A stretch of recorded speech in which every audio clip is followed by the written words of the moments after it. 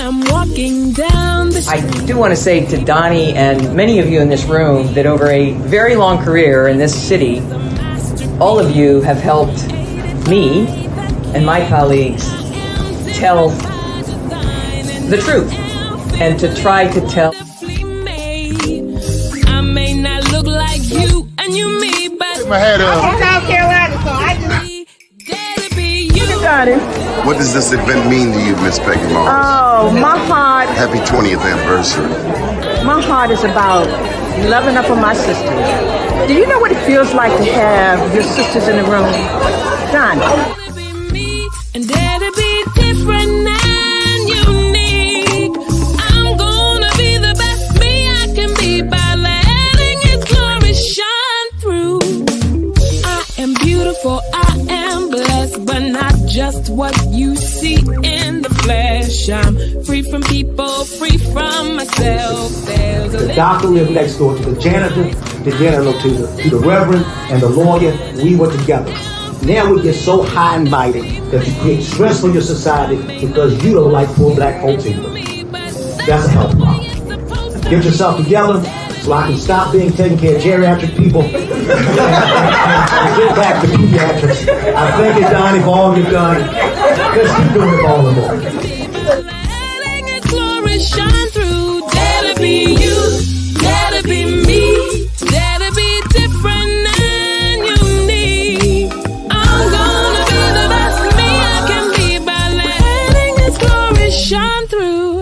And I dare you, I dare you, I dare you to be you. First name's Doni, last name's Glover. Entered the winner for the long haul. Baby, we're going to get straight to the get down. This is a glorious, glorious day in the city of Baltimore, isn't it, Mr. Mosby? We find out that Malik Ham, right there, is a Baltimore Raven. Absolutely. And I congratulated them just the other day, my mentor and partner, future business that we are developing, Leonard Ham. He was extremely excited and happened to be on Malik's father's birthday, which they had a double celebration. So Commissioner Ham is one of your friends, one of your best friends. Oh, absolutely. And mentor. So he has done a lot for this city. He did a lot of, in terms of being former Baltimore City Police Commissioner, as well as a staple in this community. Absolutely. And one of the advocates for all of the minority communities in the realm of community policing and what that really means and how to discern the difference from people's imagination to actually how it can benefit and empower residents. And that's part of my message today, is that when you empower the individual, you can have better outcomes. And now, I just want to make it clear, you can't empower me. No, you have to empower yourself. You can help empower me. Yes. Yes. But I have to participate. Like, you can't get me off of drugs. But I can give you the help tools. Me. You can help me if I want to get off of drugs. Absolutely. The tools and access and education and resources. And then we, and that's something later on in the conversation that I wanted to share. Well, let's start it. Okay. You are prolific in the world of business. Is that correct? Absolutely. I love the business. I love entrepreneurs. I love everything about how to create wealth within any type of organization. I think it's the pillar of our community.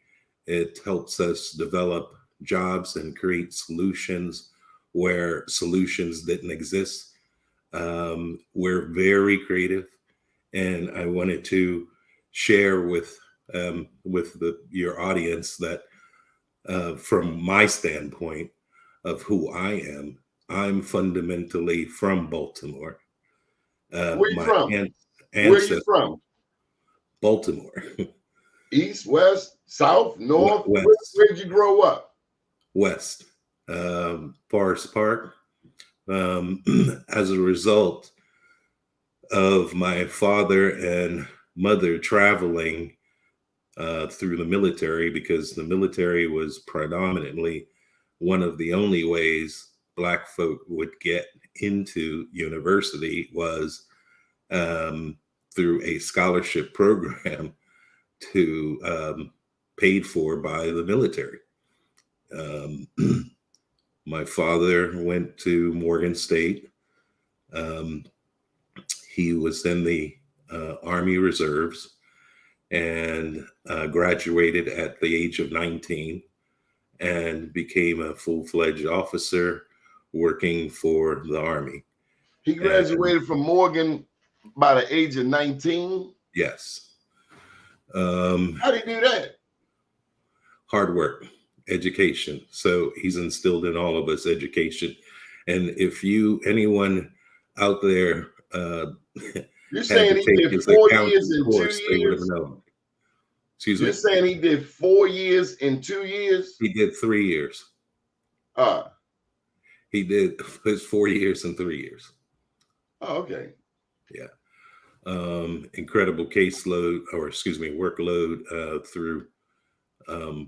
He wanted to see the other side. So other side of what?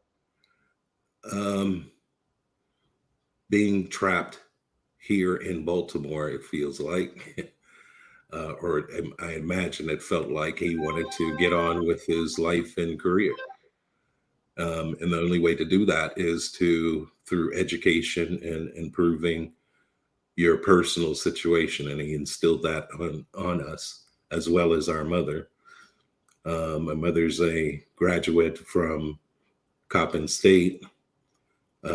She graduated at the age of 35 and went on to get another 3 degrees from various universities here in Baltimore. Her master's in what she wanted to stay focused, which was the special education and becoming a special ed administration for the city schools of Baltimore.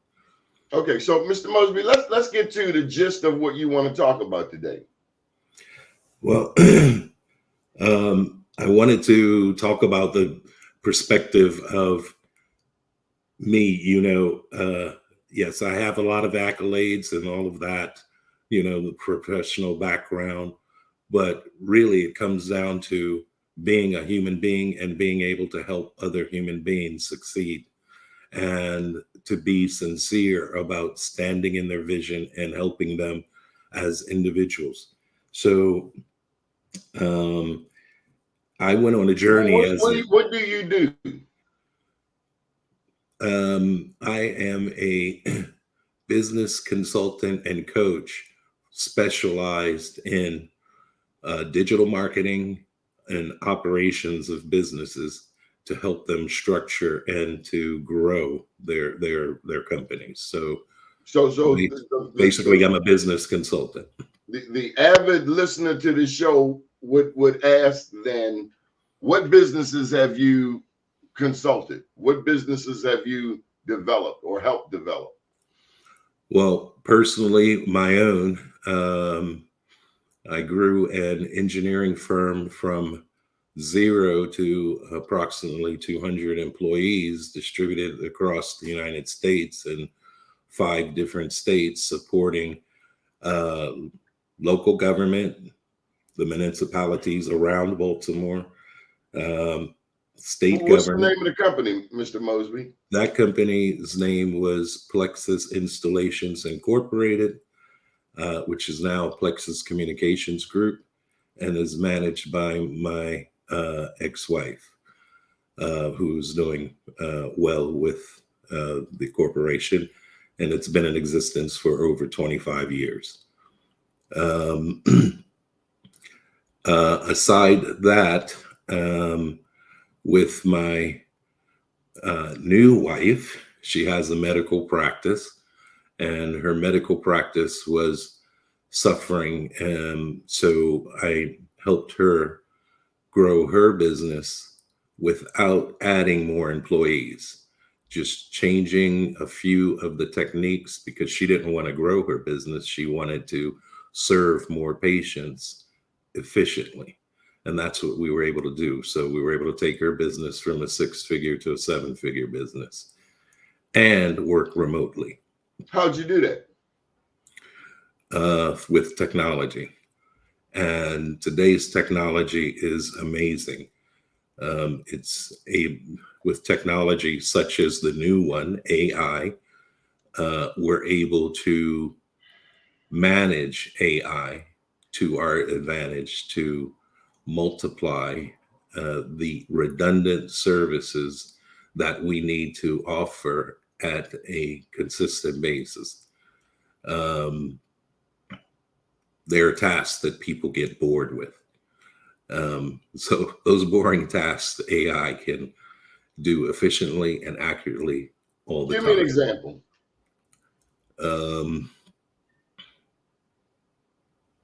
Database entry, for example. Database entry is looking at information and typing that information into a system. Well, there's a methodology where you can actually take a picture of that information and the computer and AI will scrub that information properly into a database, for example. Just by taking a picture. Mailing out or programming the automation for social media, for example, so that you have posts and content of posts.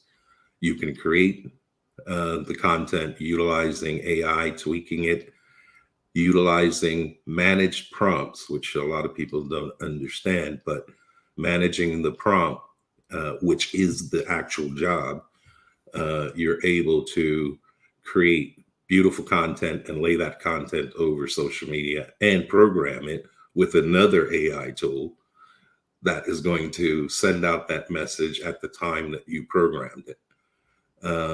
And if there is conversation within the actual post, it can automatically respond with information that you've educated the robot to do. Okay, so what is it you want our viewers to get from this interview? Well, I'd like to just review why most businesses fail. And it is an epidemic, if you will. 95% of all businesses will fail within the first 10 years. And it's simple to fix. I thought it was 5 years. No, this is 90. Well, after that, 95% actually fail past the 10-year mark. And anyway, those are stats. It's important. It's an epidemic. And if we are going to create any type of continuity about jobs, then we need to make sure that the businesses, the small businesses, the same small businesses that are necessary to stand up a community are the same ones that we need to support at all costs. There's a law called Price's Law, and the Price's Law is the exact reason as to why no government body can regulate us and shouldn't even try to attempt to regulate us because it's an impossible equation. So 50%, the Price's Law states that 50% of your revenue is created by the square root of the number of salespeople you have or anyone focused on the sales. So if you have 10,000 so it's early in the morning and you hitting us with equations. This is what I live and breathe. Hold tight, Mr. Mosby. You're hitting us with equations that some of us haven't pondered since the 8th grade. So can you give it to us in layman's terms, the square root? So the square root of 100 And everyone has a calculator these days. So if you take the square root of 100, 10 people are producing 50% of everything that you do. So those 90%, what are you doing with those 90%? Why do you even have those 90%?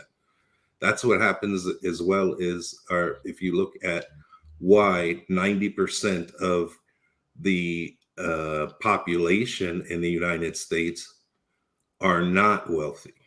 The 10% that are because they're focusing in that 10% realm. And the 10% realm, if we're able to duplicate that, which is us taking it upon ourselves to educate ourselves, to focus on how we can improve our skills, we bring value to the table and value to the equation. We can become one of those 10 percenters. So why can't we change that equation, for example, from the 10 percenters to maybe a 20 or 30% of the population are doing extremely well? I wish everybody was doing extremely well. And there is that possibility. We just have to galvanize ourselves and understand some basic principles. And it starts with a creed that I and my colleagues actually focus on. If you'd like me to share that, I will. It's your interview. Okay. So I just want you to liven it up a bit there, Mr. Mosby. You got to make this thing popping. This is a hot show, Mr. Mosby, and you're kind of like taking me to school, but we want to, perk it up a bit. Here you go. Our creed is, I don't make excuses. I make it happen. Everything is my fault. Positivity is my power. I do difficult things daily. I tell the truth, especially to myself. I learn something new every day. I think like there is no box.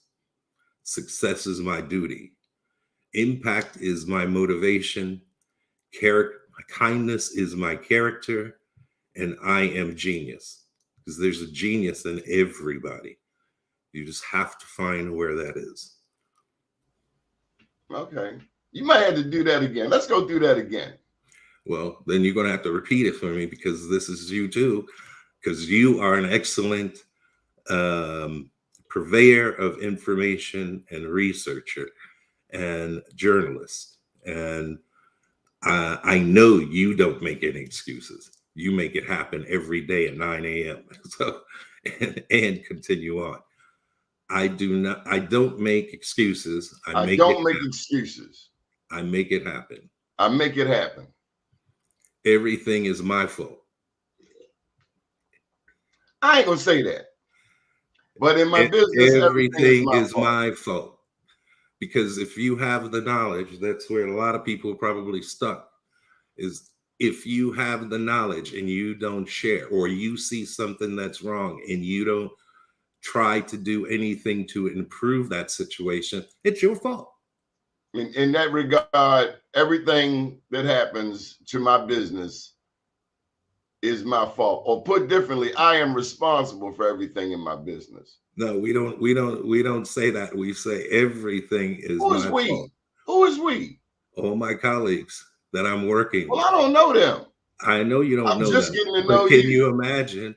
But then can you, if you're working with me now, so anything that I say that is, I'm not Simon Says now, Mr. Mosby. I'm a grown man. So, but let's move to the next one. Another perspective is, why isn't it your fault? And you talking about the various program that you have, you are out educating people on new methodologies. This has a negative connotation to it. That's why we say positivity is my power. We focus positivity is my power. I can get with that. Okay. I do difficult things daily. I know you do, because I saw you.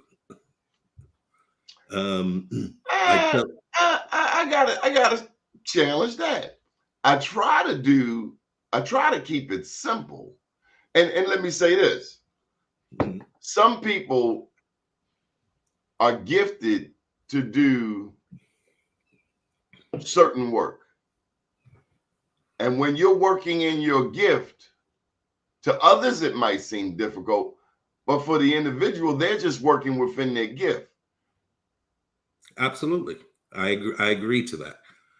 But what we practice is mastering skills and then stacking skills. So something that you don't know, you learn about it, and you learn it so well that you can explain it sit in a simple format, which and not a complicated format, because there's been a lot of people that make something that's very simple very complex.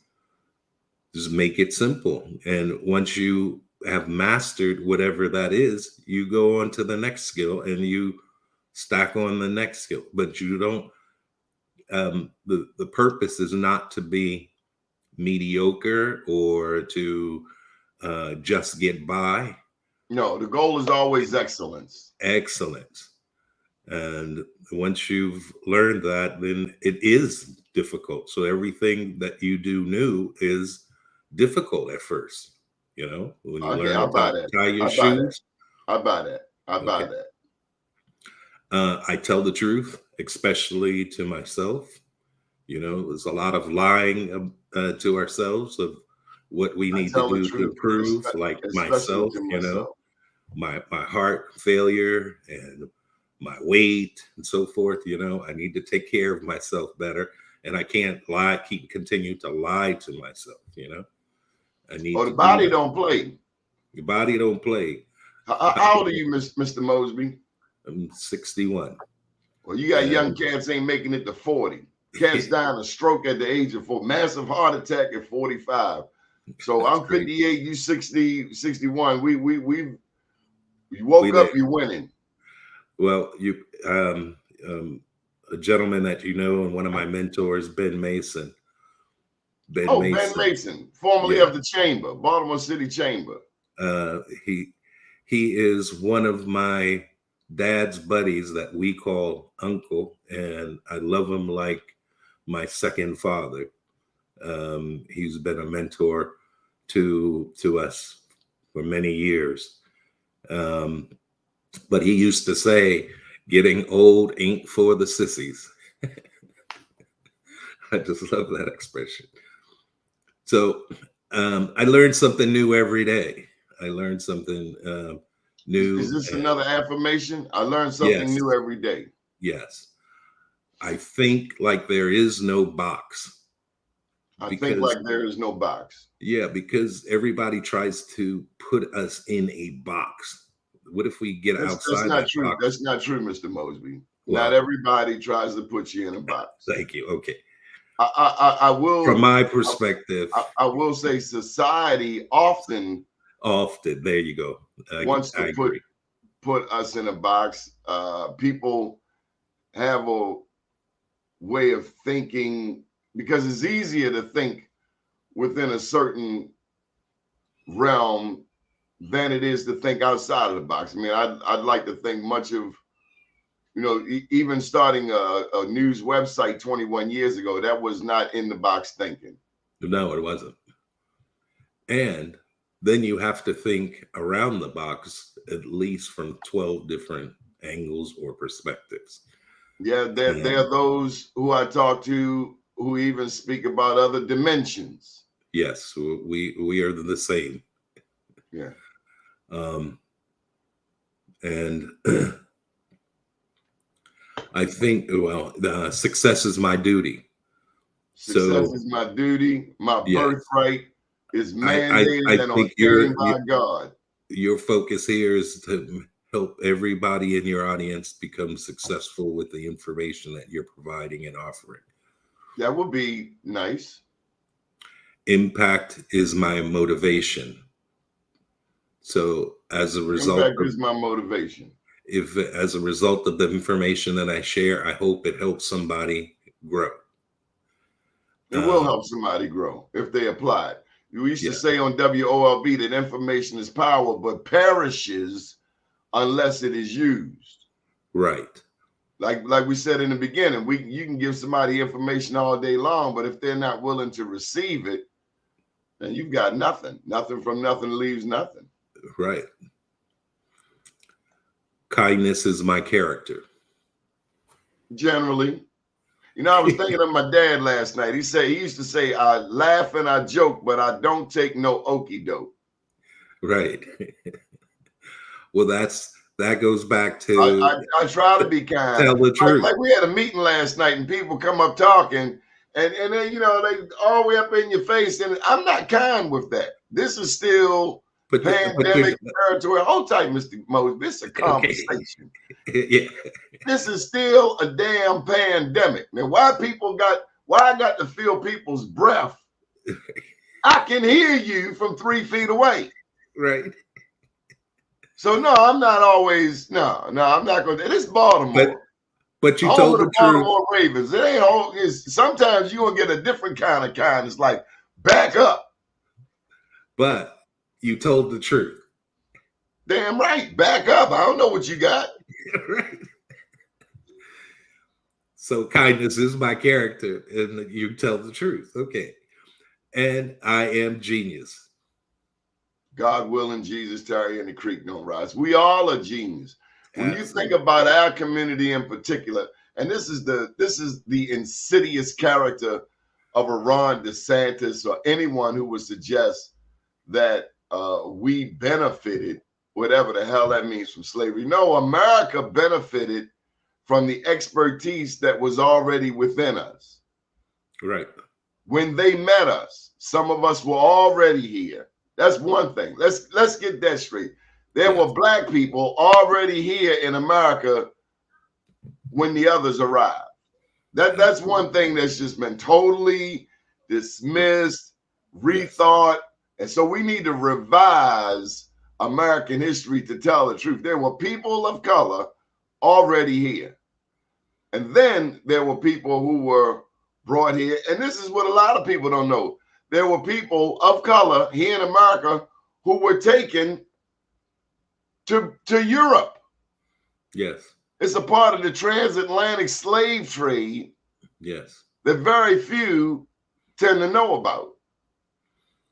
Well, I can share from my ancestors. But in all of that, we already had genius. I can share from my ancestors, if I may. My great grandparents,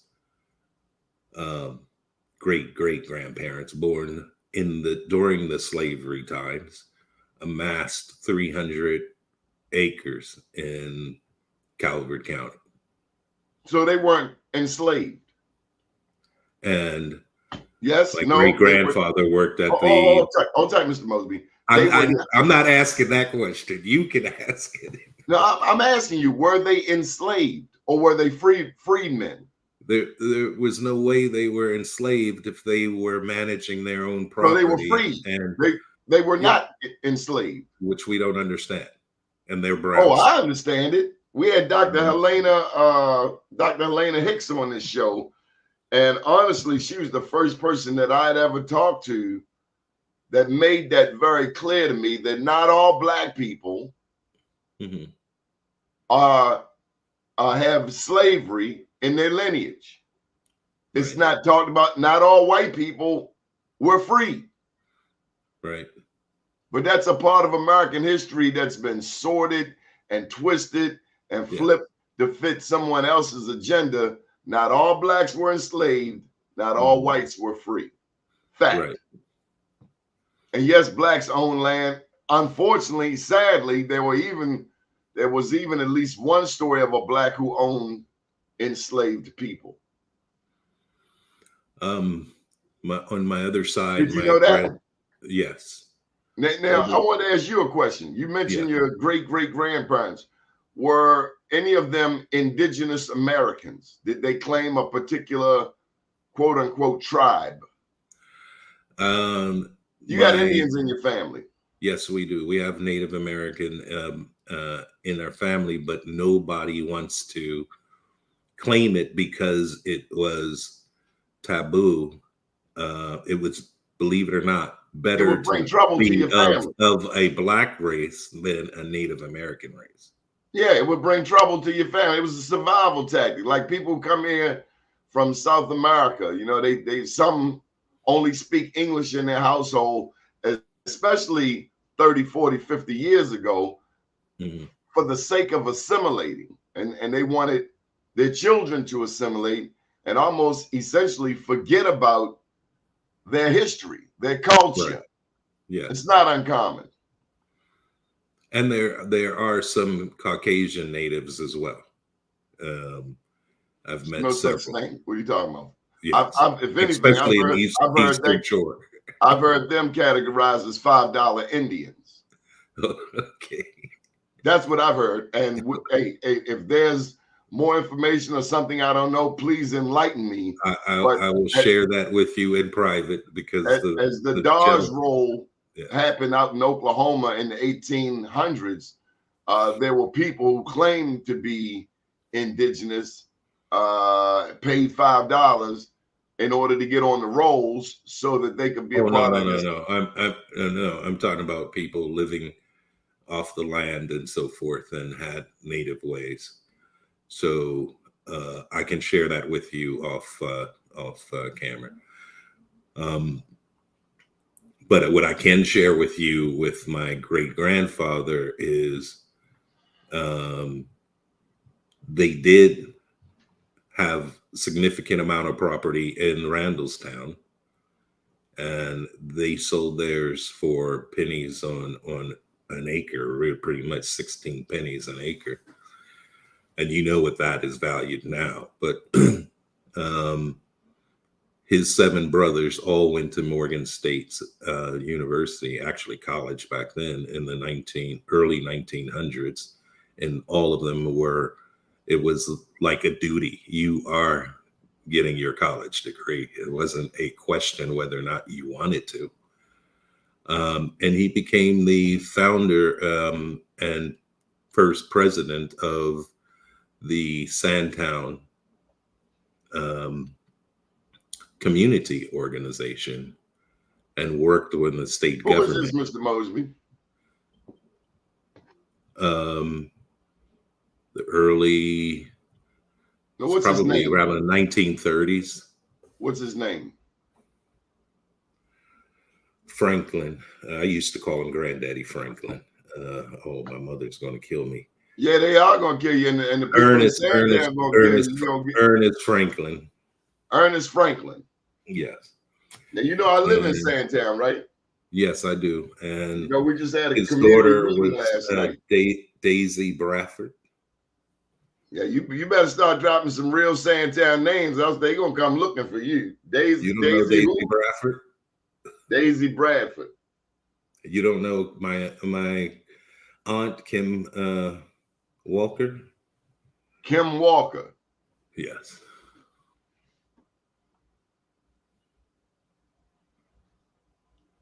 Yeah, they used to call her the general of UPS because she was tough. She is a tough person. She's unbelievable. But at any rate, my family goes back away, and in fact, my favorite person was my grandmother Daisy. I used to call her my favorite person. Even Why? on her, because she and I could talk about anything, and she always told me the truth. She always spoke about making sure that we got our education. She would tell us about what the repercussions of you not telling the truth, and she told us the real deal about the politicians. What's the real deal about the politicians, Mr. Mosby? They smile through their teeth. So that's all I have to say about that. We need them to do what they're doing, but they need to focus on the real benefit of why they're there is to serve the resident. It should be there to serve the resident, but we've seen and time and time again. And only the resident.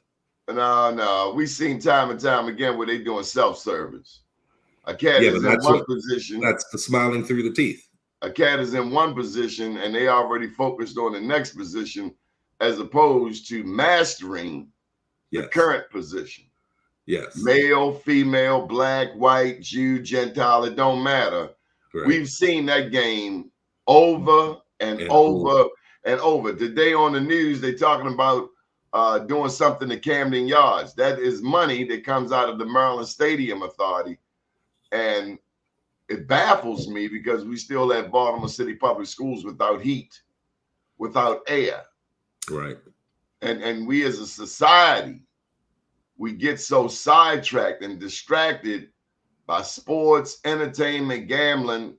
When the lottery first came on in 1973, the sole purpose touted by these politicians was money for education. Where the damn money at? Right. Why do we have schools like Poly, like City, without air, without heat? And as I'm a resident and a former alumni of Polytechnic, it is my fault.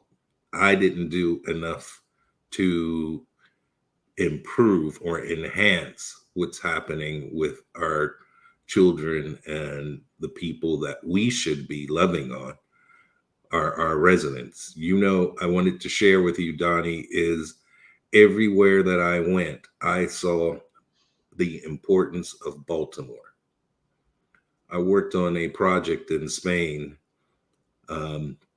called 2020, which was the Spaniards' version of building what we have built here in Baltimore in the Harbor Place, basically for the transportation and distribution of product via the harbors.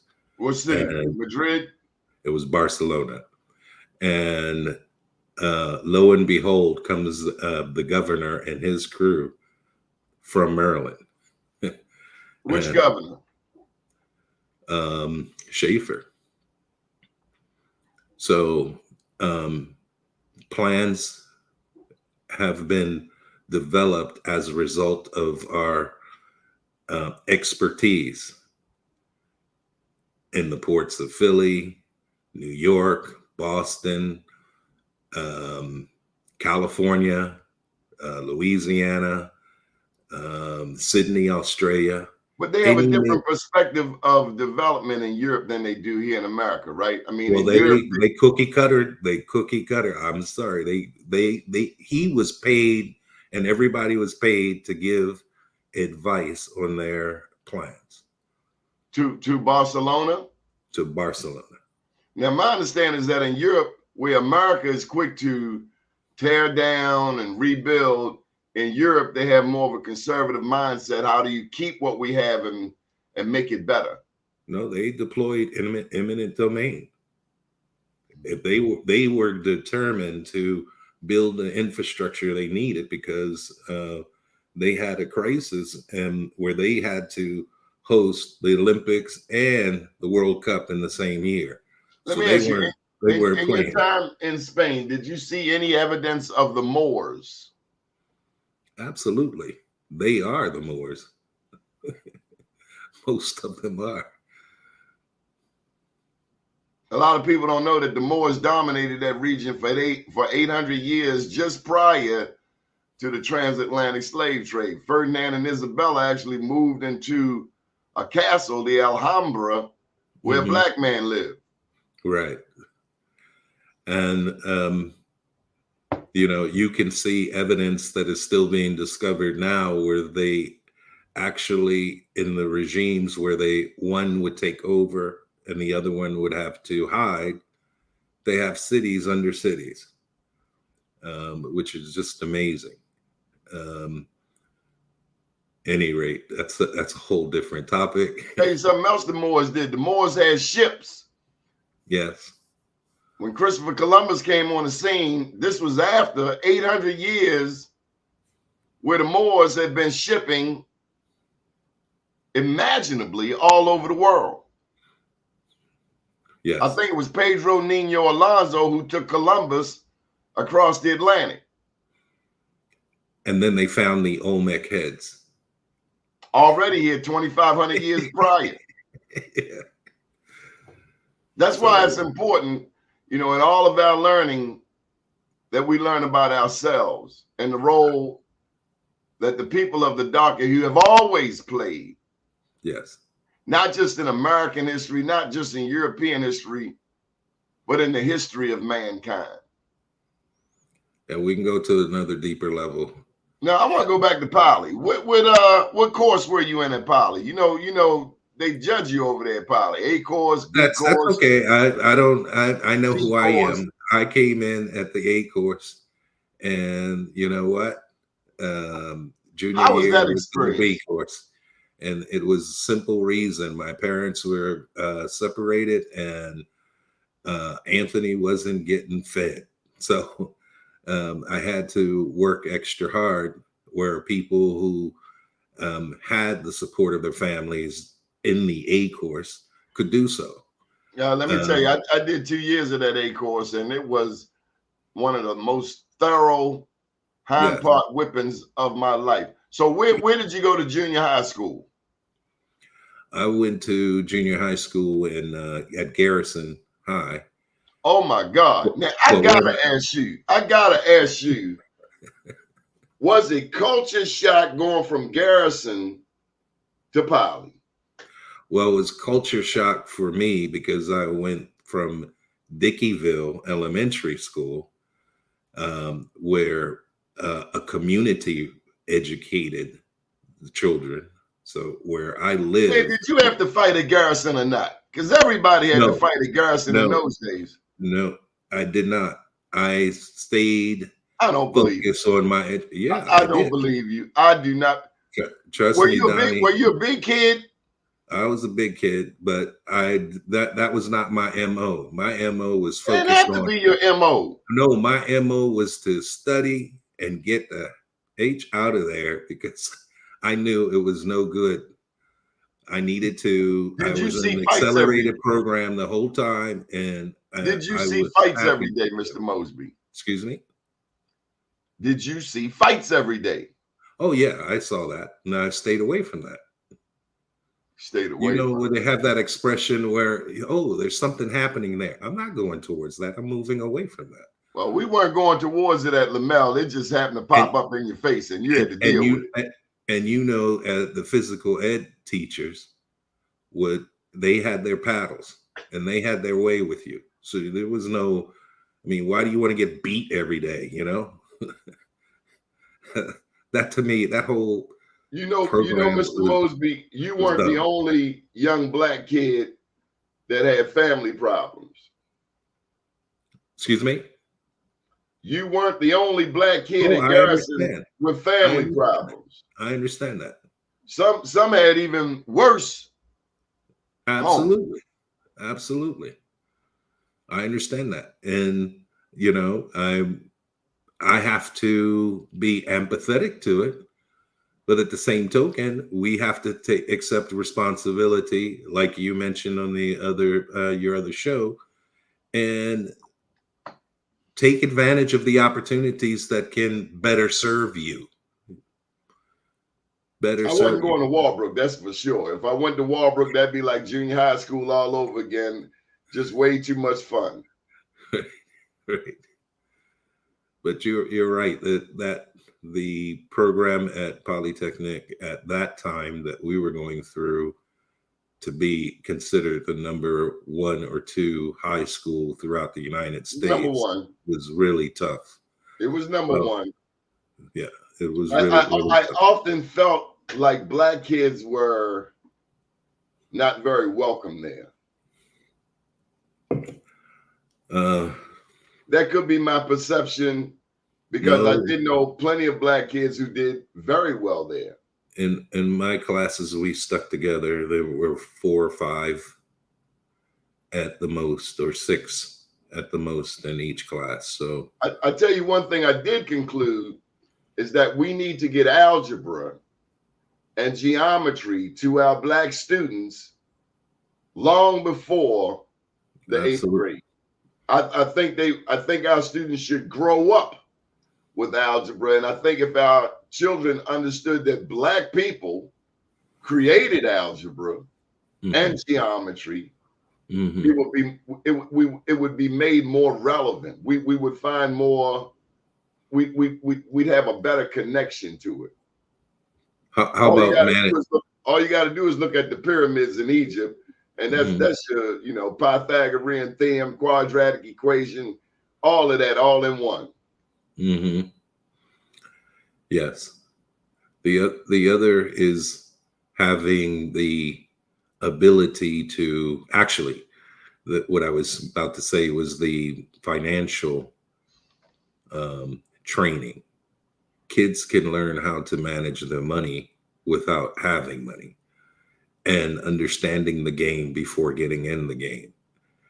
A lot of the business and entrepreneur skill sets that they can start mastering, not through the education system, but on their own, and learning how to master skill and stack. For example, sales. Just in sales alone, there are 25 skills that one has to master, from picking up the phone to having a conversation. So they essentially will get the relevance of having that conversation, like you're saying, and the importance of why vocabulary, English, history, knowledge of who they are, feeling comfortable with who they are, like your best-selling book. It's all comes back full circle, if you will. You're talking about Unapologetically Black or I Am Black Wall Street? Unapologetically Black. Yes, sir. All right, so where are we going with this? What is your call to action, Mr. Mosby? Well, my call to action is that we work with business owners that want to grow. And I was stuck when I was growing my company. I really didn't have anyone to bounce ideas off and talk about growth strategies and so forth. And going from a 6-figure to a 7-figure, 7-figure to 8 to 9-figure, none of those strategies were available to us until now. And if these organizations or entrepreneurs that want to grow and they feel stuck, I'm more than happy to get to have that conversation and stand in their vision so I can understand what it is that they want to do, and work out some strategies as to what they can do to improve or enhance their business. And if they need help to understand and have a clear path, we can do that on the call. And if they want to continue the relationship, they can. If they want to do it themselves, they can, by all means. But at least I've given my honest effort and information to help them. So what's your preferences? Who have you worked with? Who will vouch for you? Well, Commissioner Ham will. Well, we know him as 5-0. We don't necessarily, that's not the first thing. Business is not the first thing that comes to mind. Not that he's not a business person, but that's what we know him. Well, I don't know too many people that have actually, and I beg to differ, that's the issue with people who are put in a position of power. They don't realize that they are also have some entrepreneur mindset, and that entrepreneur mindset is how they are going to manage their organizations. Yes, they're given funds to manage, but at the same time, they have to remember they're the person at the top with the vision and so forth. So I don't know too many businessmen that have managed $500 million. And when you look at it from that, when you look at it from that perspective, we have to give them his kudos. And it's same with the mayors and so forth. They have a fiduciary responsibility that some of them aren't holding up to. That's a different story. That's a different conversation. But those politicians also have people that they are beholden to. Right. Absolutely. So they're almost forced to make certain decisions. Right. Whether it's Baltimore Gas and Electric, whether it's Baltimore Development Corporation, whether it's Port Covington, now known as Baltimore Peninsula. Let me ask you this, Mr. Mosby. Any advice to the city officials on making Baltimore more business friendly?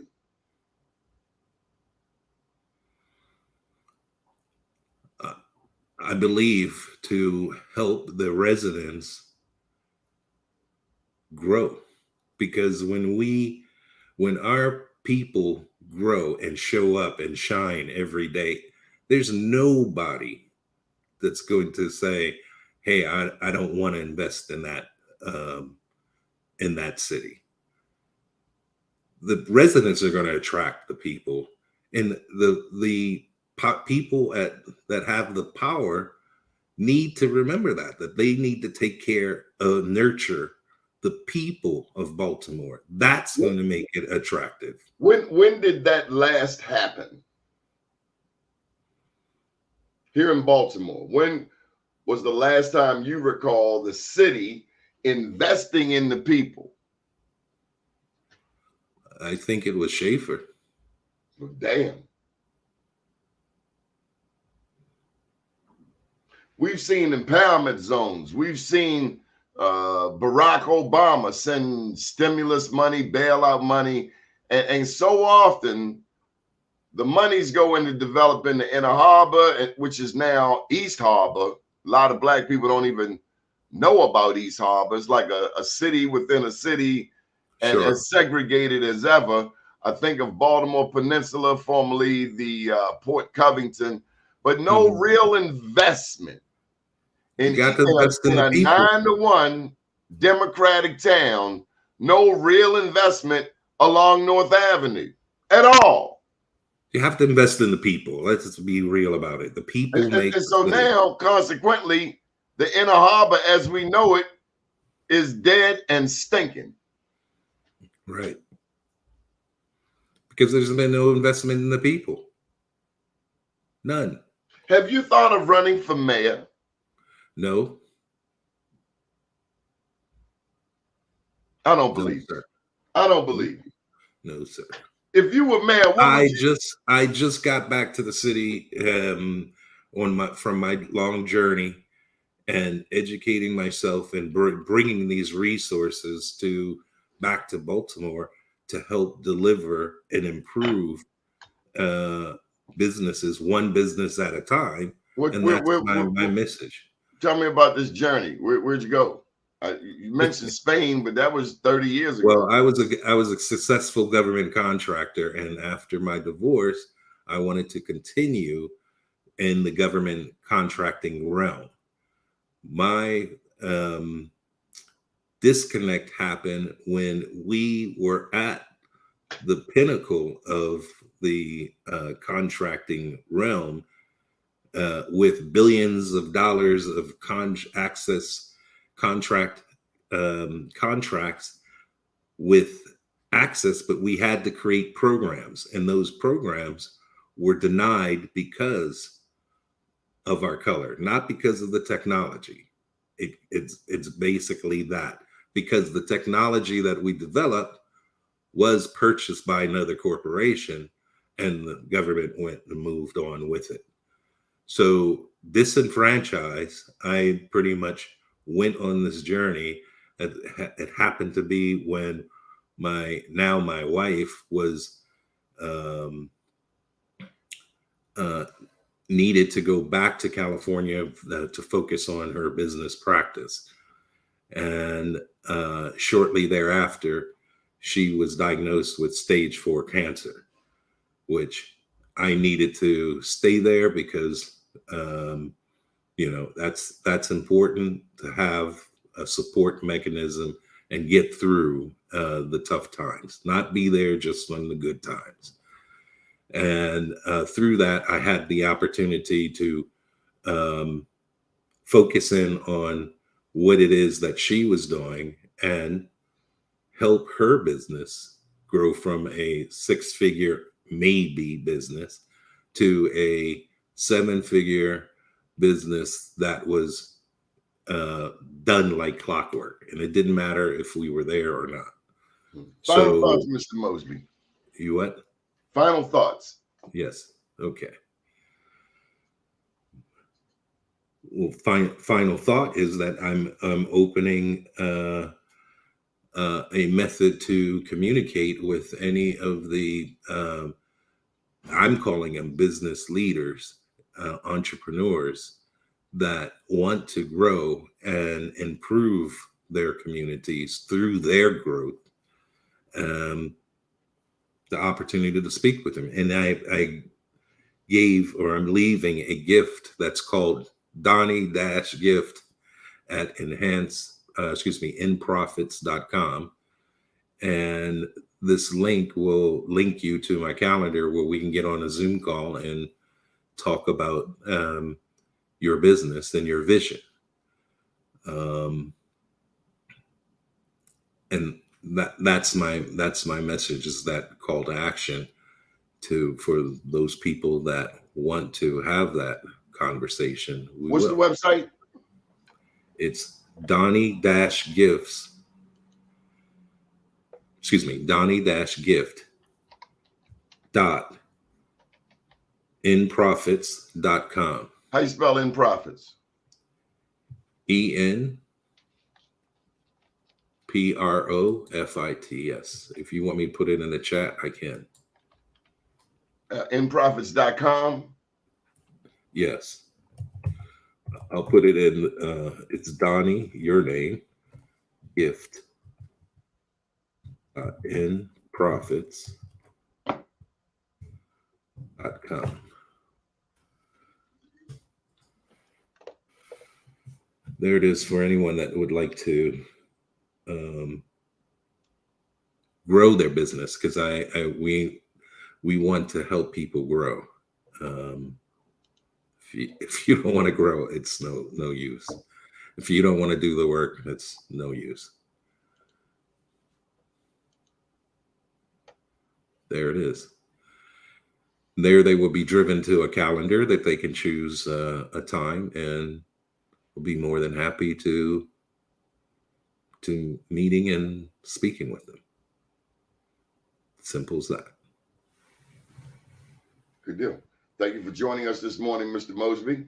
And thank you for allowing me to be here. And I appreciate you, Doni. You don't know how much your program and the information that you have are providing for me coming back to Baltimore. You are getting me caught up on years of not knowing what's happening. Well, send some of them 7 figures over here. We'll be greatly appreciative. Well, you and I got to talk about you duplicating what you have across the United States.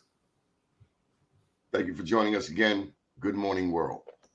Thank you, Don.